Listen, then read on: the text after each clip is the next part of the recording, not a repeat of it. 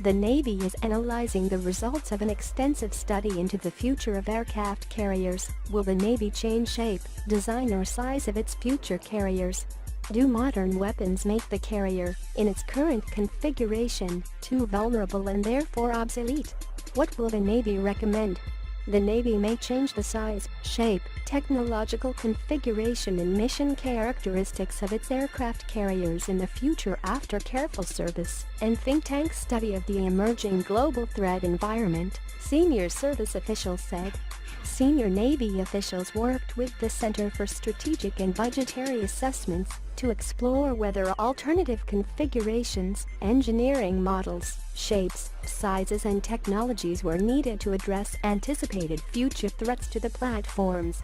Many by now are familiar with ongoing debates about whether aircraft carriers themselves could soon become obsolete with the advent of longer-range, precision-guided anti-ship missiles and next-generation hypersonic attack weapons. The Navy may consider alternative aircraft carrier configurations in coming years as it prepares for its new high-tech, next-generation carrier to become operational later this year, service officials have said. Configurations and acquisition plans for the next 3 Ford-class carriers, the USS Ford, USS Kennedy and USS Enterprise, are not expected to change. However, the study could impact longer-term Navy plans for carrier designs and platforms beyond those 3, service officials have said.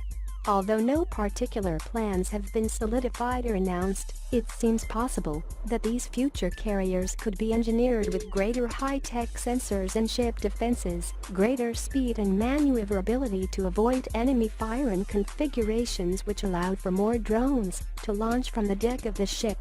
They could be smaller and more maneuverable with drones and longer-range precision weapons, analysts have speculated. At the same time, it is possible that the Ford-class carrier could be adjusted to evolve as technologies mature, in order to accommodate some of the concerns about emerging enemy threats. Navy engineers have designed the Ford-class platform with this ability to adapt in mind.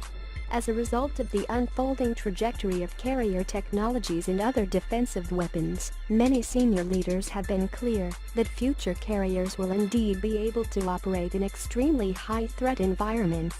According to a report from Scout Warriors Michael Faby, the CSBA report recommends a high-low mix of traditional carriers along with new, more agile smaller carriers.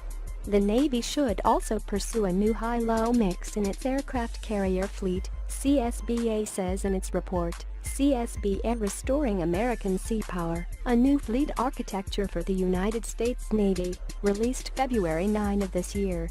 Traditional nuclear-powered supercarriers remain necessary to deter and defeat near-peer competitors, but other day-to-day missions, such as power projection, sea lane control, close air support, or counterterrorism, can be achieved with a smaller, lower-cost, conventionally powered aircraft carrier, CSBA says. Over the next 5 years, the Navy should begin transitioning from large-deck amphibious ships into smaller aircraft carriers with the goal of delivering the first such ship in the mid-2030s. The CSBA refers to the ships as Light Aircraft Carrier, CVL, saying it initially be a legacy LHA-LHD, but eventually replaced by a purpose-built 40,000 to 60,000 ton CVL with catapults and arresting gear. To read Faby's report on the CSBA study, click here. The Chief of Naval Operations Administration, John Richardson, has told the National Interest that Russian and Chinese weapons will not keep carriers at bay. To read the National Interest report, click here. Also, given evolving ship defense technologies such as radar, lasers, fire control improvements, aerial sensors, electronic warfare and other systems, the Navy and other analysts are also considering that the existing configuration of the Ford-class carriers remain fundamentally unchanged. Carriers also travel in carrier groups with nearby well-armed cruisers and destroyers designed, at least in part, to defend carriers from enemy attack. The USS Gerald R. Ford is the first in a series of new Ford-class carriers designed with a host of emerging technologies to address anticipated future threats and bring the power projecting platform into the next century.